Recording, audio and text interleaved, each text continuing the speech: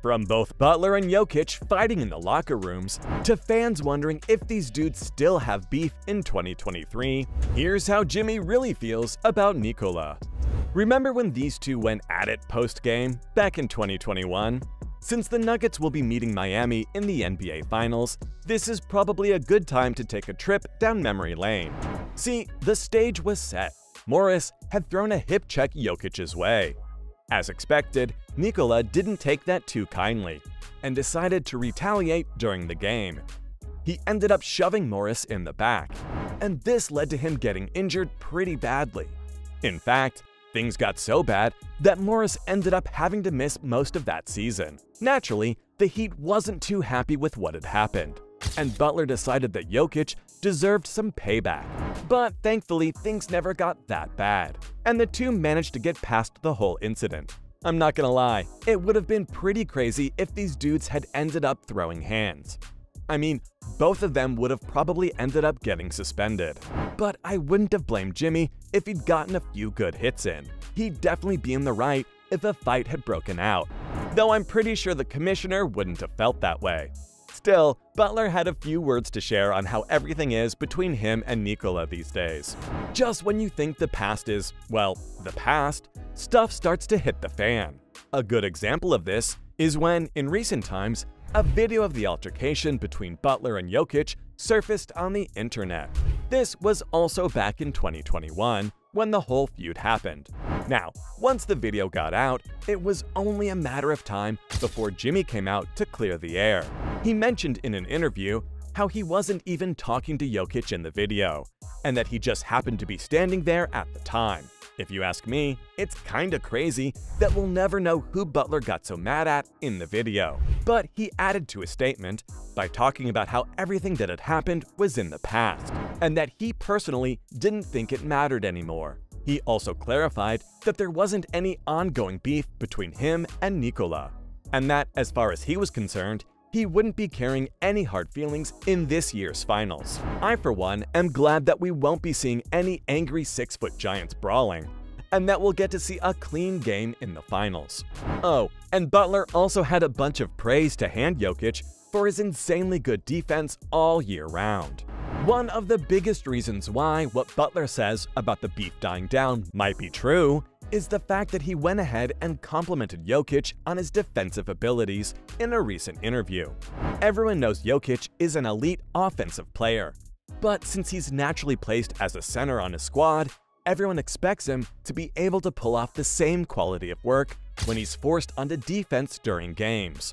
From what I can tell, people love to see him drain buckets, though they don't really notice all the work he puts in on his own side of the paint.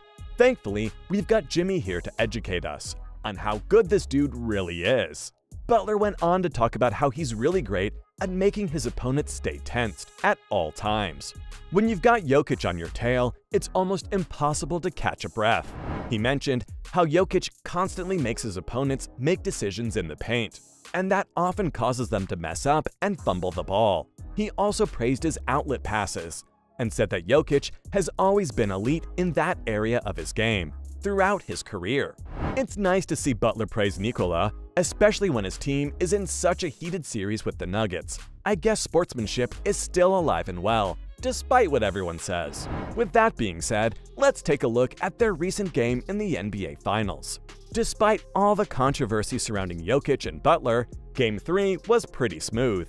In fact, it was actually quite insane to watch. The Nuggets took home the win with ease, and Jokic even ended up breaking yet another record. He became the first player to have scored a 30-20-10 in an NBA Finals game. That's insane to think about, no? When people say that he's playing out of his mind, y'all better start taking the dude seriously. Butler and Adebayo tried their best to keep Miami in the game, but it wasn't really happening for them. Jokic just kept draining bucket after bucket and blocking shots, stealing the ball all over the court, and didn't look like anyone could stop him all night.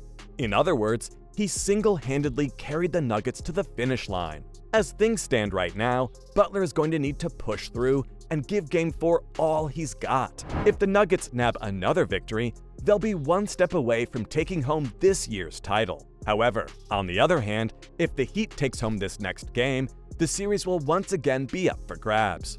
It'll be exciting to see what they can do, and whether Butler has it in him to lead the Heat to a title win. One thing's for sure, and that's the fact that if Butler makes it happen, he'll instantly become an all-time legend. While we're still talking about legendary status, how about we pit these two against each other and see how their skills match up? Both of these dudes are insane to play against. I mean, let's take a look at Butler for a second. This dude drains buckets like it's nothing.